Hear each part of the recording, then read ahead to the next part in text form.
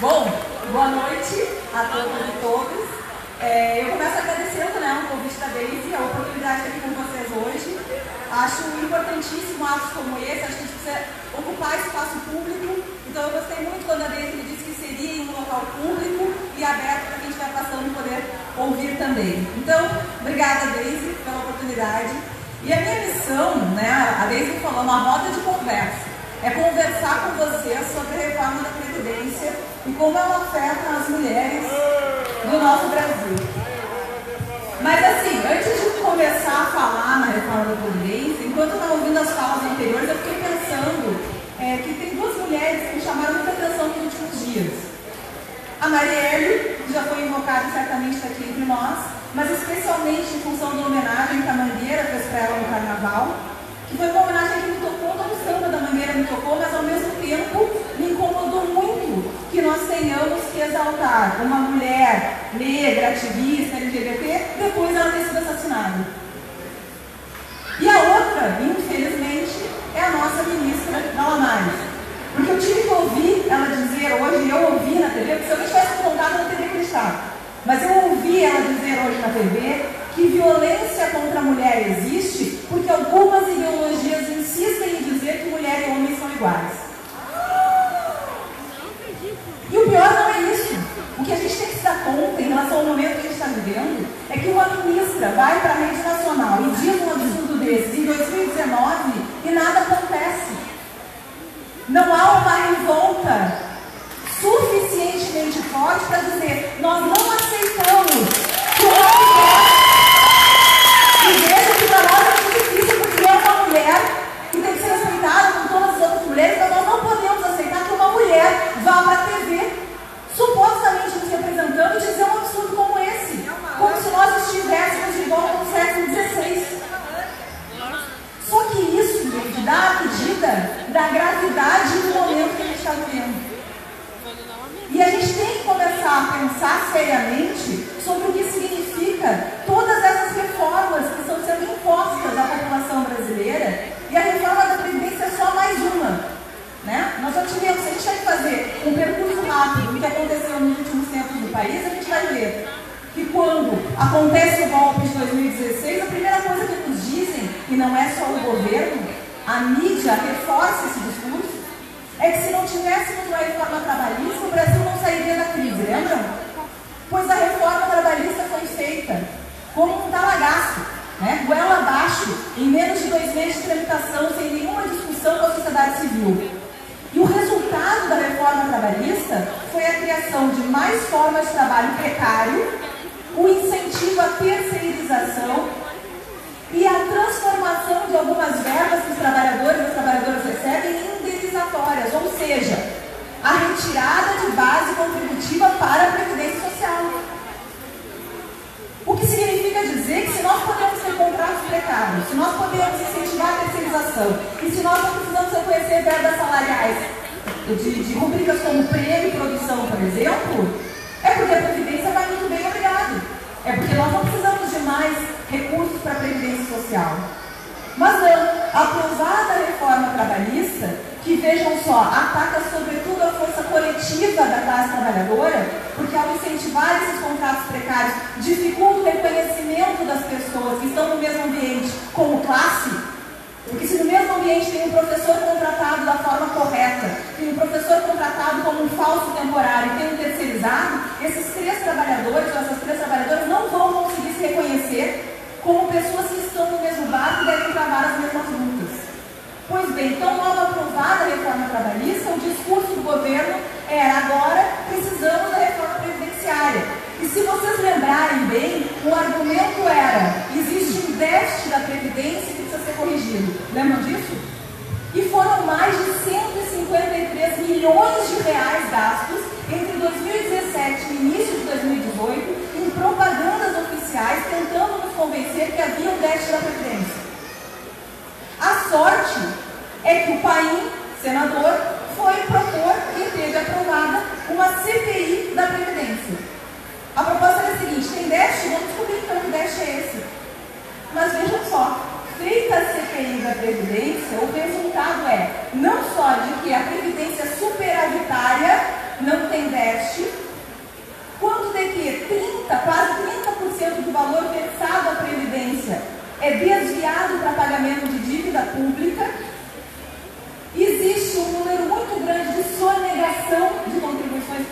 previdenciárias. E mais, gente, o resultado, a conclusão, o relatório da CPI aponta que era possível dobrar o valor do benefício previdenciário hoje sem que houvesse déficit da Previdência Social. O que faz então o governo? Inventa uma intervenção militar no Rio de Janeiro. E não é intervenção federal, é intervenção militar. Coloca o exército na favela para matar preto e pobre. Foi isso que fizeram no Rio de Janeiro. E é isso que querem fazer, inclusive, em outros estados do Brasil. E isso impedia a votação de qualquer reforma que alterasse a Constituição. E aí a reforma da Previdência, de repente, saiu do cenário. Tivemos no ano passado uma eleição presidencial que, curiosamente, a gente precisa estudar isso, a gente precisa entender esse processo histórico. Acabou resultando na eleição de uma pessoa que publicamente defende a inferioridade feminina. Uma pessoa que publicamente hostiliza as pessoas por sua opção sexual. Uma pessoa que disse que daria no filho até ele virar macho, caso descobrisse que ele é gay. Esse sujeito foi eleito por mais de 57 milhões de brasileiros. Quer dizer, alguma coisa muito errada está acontecendo no Brasil. Isso precisa ser discutido. Se uma reforma como essa, que destrói direitos trabalhistas, passa sem nenhuma reação popular, se um sujeito como esse, que escolhe para trabalhar com ele pessoas como essa da Damares, foi eleito por mais de 57 milhões de pessoas, alguma coisa está errada. E o que está errado é o fato de que nós não nos demos conta de que não basta ter um governo supostamente de esquerda. Nós precisamos ter uma educação crítica. Nós precisamos de uma educação de qualidade. Nós precisamos que as pessoas desde pequenas sejam convidadas a refletir criticamente sobre o que está acontecendo ao seu redor. Senão é impossível transformar a realidade. Pois bem, esse tempo que nós perdemos, todo esse tempo que nós perdemos e que chegamos até 2019 com esse retrocesso social, fez com que fosse possível que uma das primeiras medidas do novo governo fosse colocar novamente a reforma da Previdência em pauta. Mas olha que curioso, o governo não fala mais em déficit. Podem perceber, nas campanhas oficiais do governo não se fala mais em déficit da Previdência, porque a CPI do Senado comprovou que eles estavam mentindo para a população. Mas aí vem outro argumento. Nós estamos combatendo privilégios.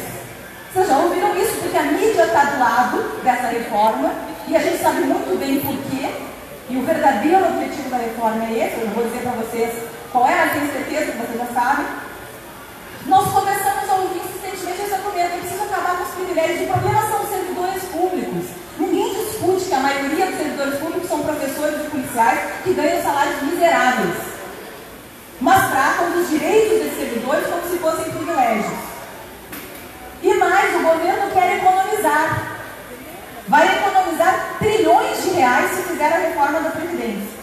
Vejam, aqui nós já temos um problema. Primeiro, a reforma da Previdência apresentada pelo governo Bolsonaro sequer toca na Previdência dos militares.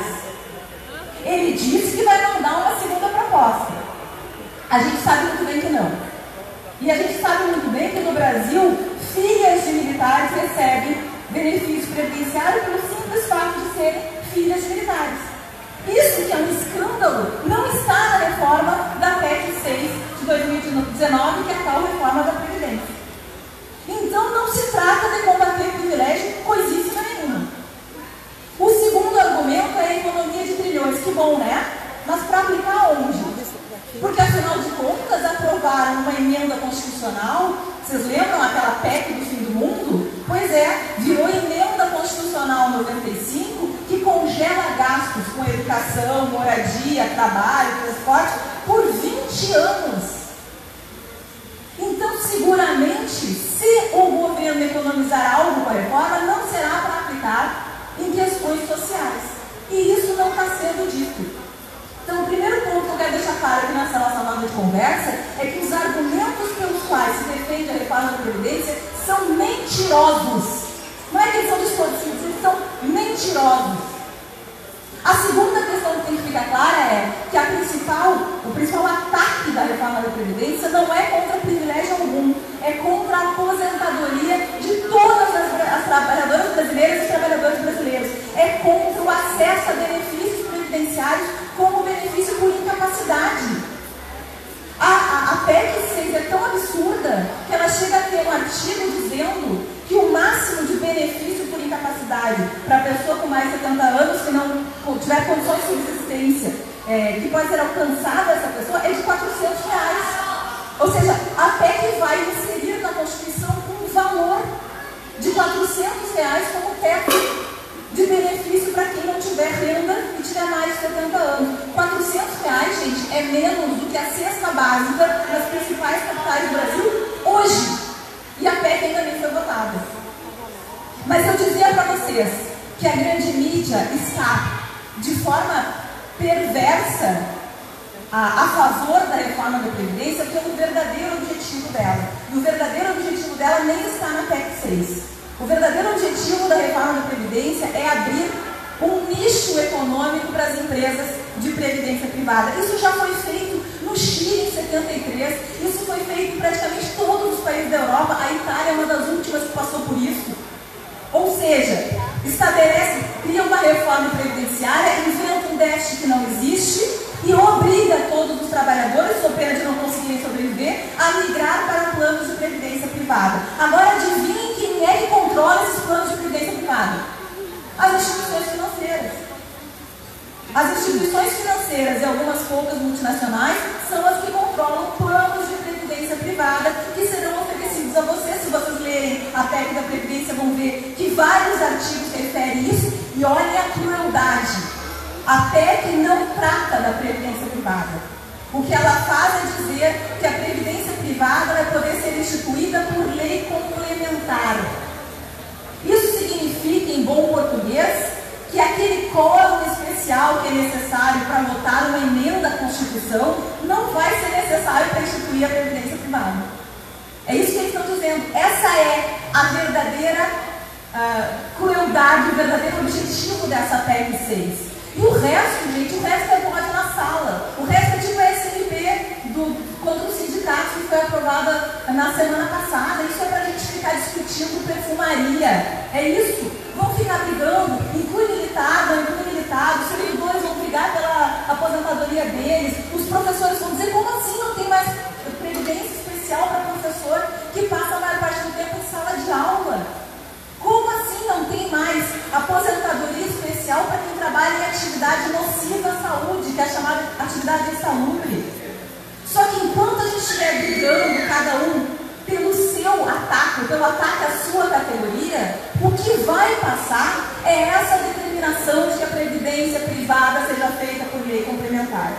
E se nós permitirmos que isso aconteça, em muito pouco tempo nós não vamos ter mais sistema de previdência pública no Brasil, como já aconteceu em outros países. E esse exemplo do Chile é muito interessante. Eu convido vocês até a pesquisarem.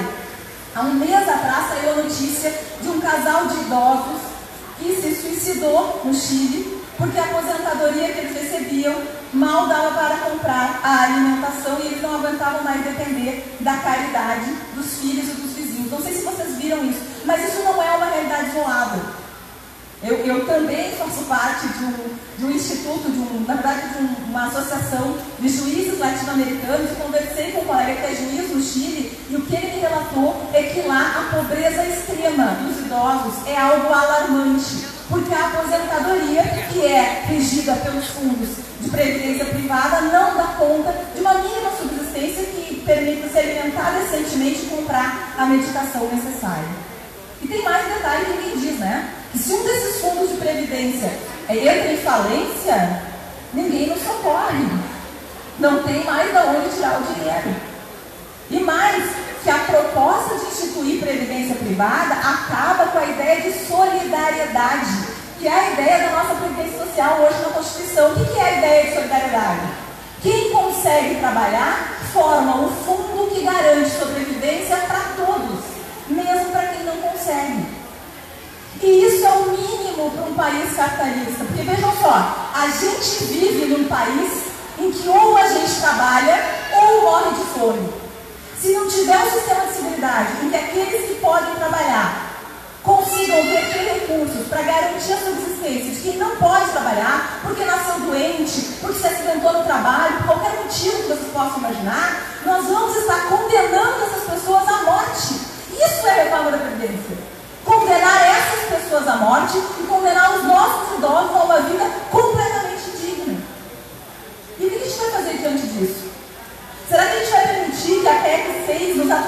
PL, como nos atropelou a reforma trabalhista. E aí a gente estava conversando antes, né, Deise? O que os sindicatos podem fazer? Gente, os sindicatos ou qualquer força coletiva de trabalhadores está vivendo em 2019 no Brasil uma encruzilhada. Ou se dá conta e aprende, inclusive com os movimentos sociais, e as falas que me antecederam mostram isso, que não existe sindicato sem identidade com a base, ou serão atropelados. Medidas como a SLP, dizendo que o trabalhador tem que ter um boleto para poder recolher contribuição do sindicato, é só uma das medidas que serão e continuarão sendo feitas por esse governo. Porque não esqueçam, gente,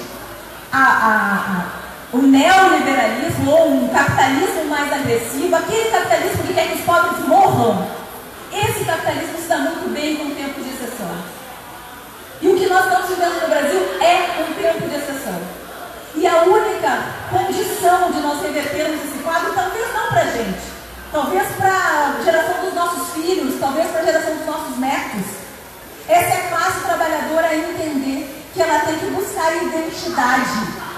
E os sindicatos compreenderem qual é a função deles nessa história. A função deles não é saber como a contribuição vai ser recolhida ou não vai ser recolhida. A função deles é conversar com a categoria e demonstrar para a categoria o que está por trás de medidas como essa PEC número 6. E talvez isso dependa de uma conversa que una categorias diferentes. Os metalúrgicos precisam conversar com os professores, precisam conversar com os bancários. É preciso uma transversalidade, afinal de contas.